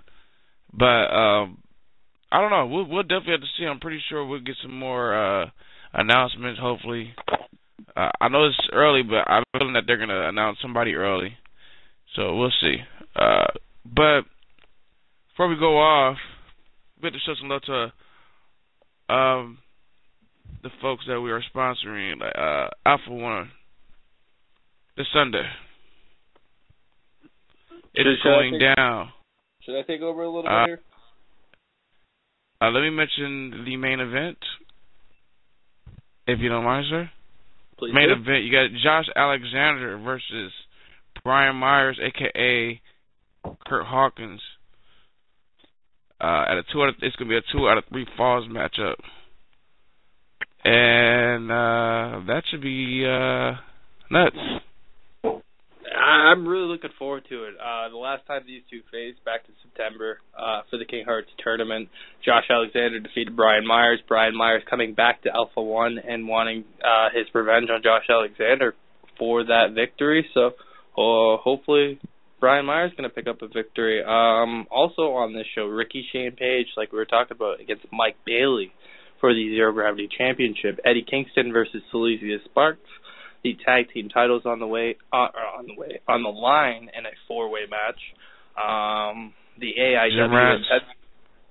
AIW Intense Championship also invades 4-way match. And much more on the Alpha One card. A lot of big things coming from Alpha One Wrestling, and they just announced for the first time in 2 years they're running monthly for the rest of the I would say the rest of the first half of the year, so up until June, and then we're going to go on a little break, and then we'll be back sometime in the fall. But really cool to see Alpha One just picking up momentum and rolling with it. Yeah, I mean, definitely. It was one of those companies that you, Matt, introduced me to. I had no idea about it, but I'm glad you introduced me because they're putting on some great shows.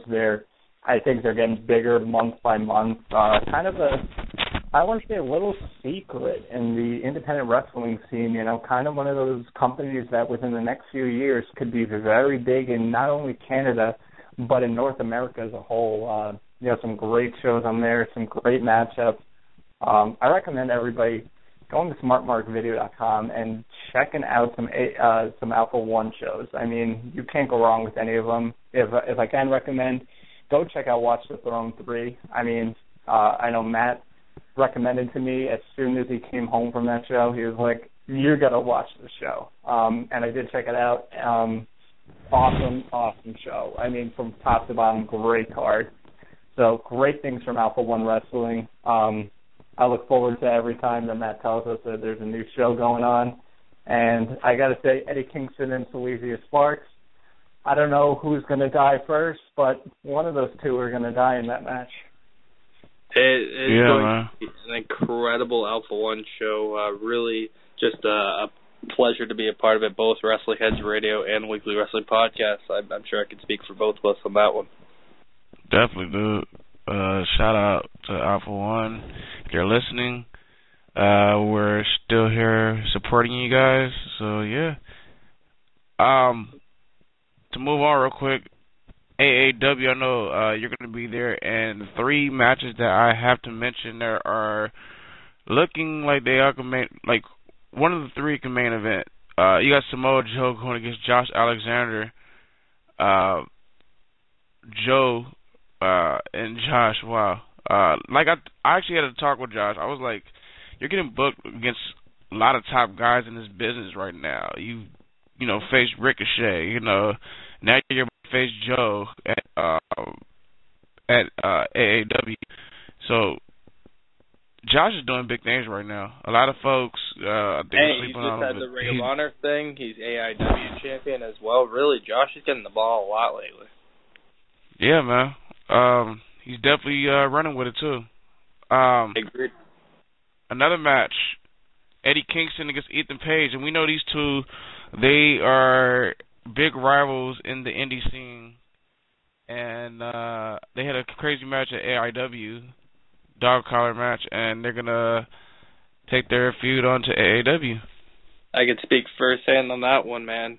Dog collar match was absolutely insane, and bringing it a little bit of an opposite end thing as Kingston's going to be the babyface and Page is the heel instead of the other way around for other promotions. But going to be a phenomenal match.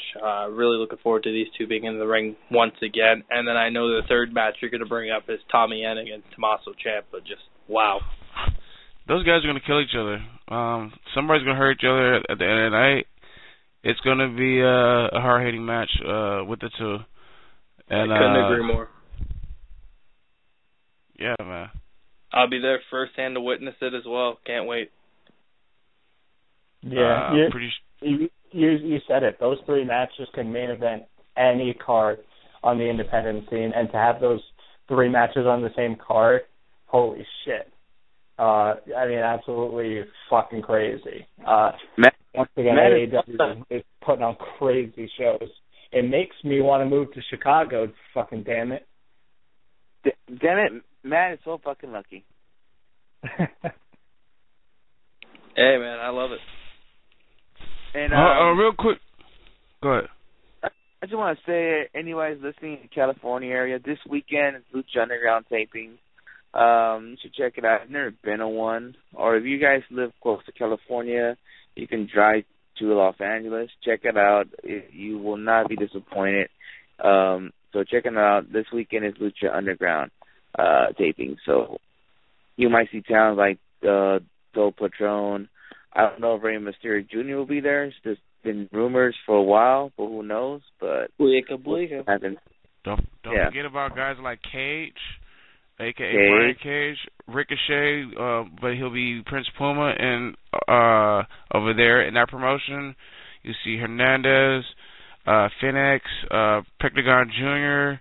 The list goes on if you're into fucking luchadors. Great wrestling, that's hard to say. It's like an independent show on TV, so straight up. But real quick, let's take a quick break, and we'll be right back. Ladies and gentlemen, this is Drew Gulak, and you are listening to Wrestling Heads Podcast.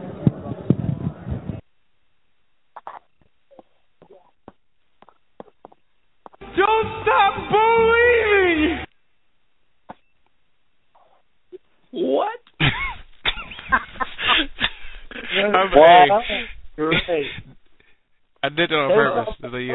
I totally regret putting those sound bites in. All I had to say that was sweet. Oh man. And it is definitely best for business. I'm shaking my head, man. Stop it. Ladies and gentlemen, this is Skits. So you know, real quick before we go off air, we have new T-shirts, Wrestling Heads. We finally have some new T-shirts. Go show us some love and purchase one. ProWrestlingTees.com/Wrestling Heads. The T-shirt is called Wrestling Heads 2015. Go ahead, purchase the tee.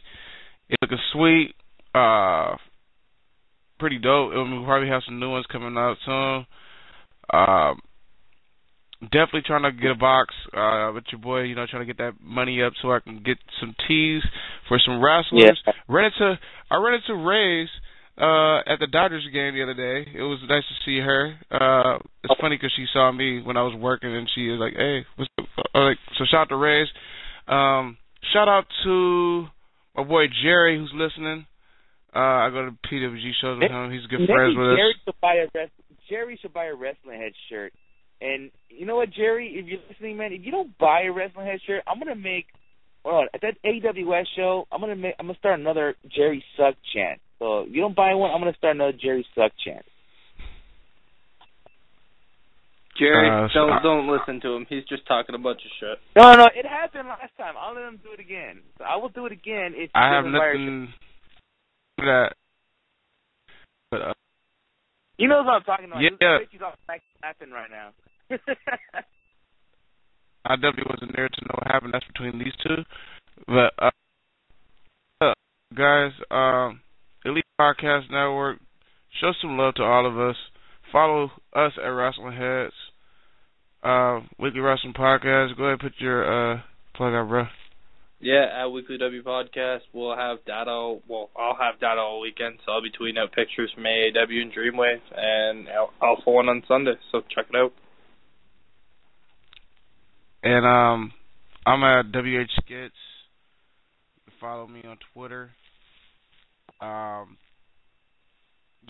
We're on Instagram at Wrestling Heads too. YouTube.com/Wrestling Heads. And old shows from Throwback Thursdays, if you want to listen to throwbacks, blogtalkradio.com/Wrestling Heads Radio. Hey, Skip. Yeah. I just want to tell you something, okay? All you have to do is believe!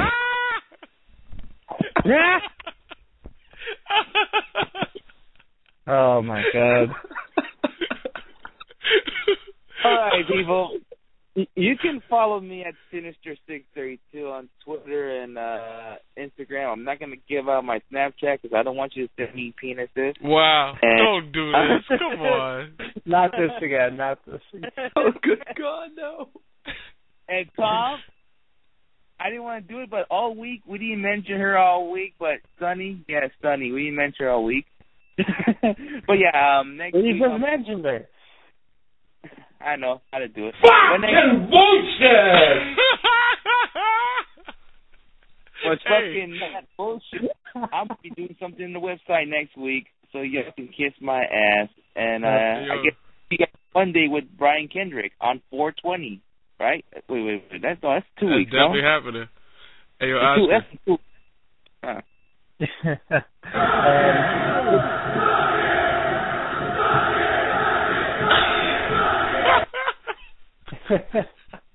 And make sure you follow me on Twitter to tweet me. Make sure you check out youtube.com/WrestlingHeads. Just posted up the interview with Supermax Hernandez. Great interview there, so I'd recommend to go checking that out. Make sure, like Skip said, you check out the rest of the Elite Podcast Network family. Beyond the 3 Count, Eyes on the Ring, Four Corner Radio, Indy Power Rankings, Uncle Mike and Tom Show. Everything and anything you need to know about fucking wrestling, we got it covered. That's it for me. I guess I'll fucking. We are fucking elite. Oh, shucky, ducky, whack. It's too much fun with that damn soundbite. That wasn't me. That was Matt.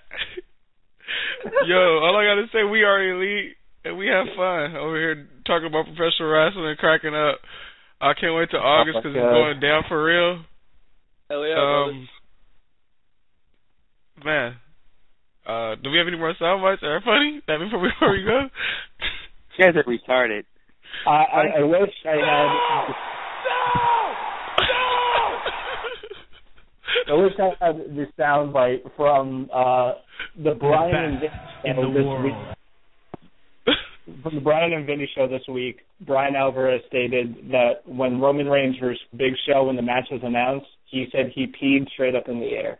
I wish I had that soundbite. One of the funny. Well, I'm afraid I've got some bad news. All right, I think that's enough for tonight. Enough. Oh, we're having too much fun out here tonight. Oh, man. Well, ladies and gentlemen, I just want you to know right now, if you want to get your ass beat in WWE 2K15, you can find me at That Dude Skits, and you can find Matt at Generico's Orphan. We'll whoop your ass right now. It doesn't matter. 4 ways. Let's get it going. Oh my goodness. Incident of skits as Tom, Oscar, Matt. We outro. Peace.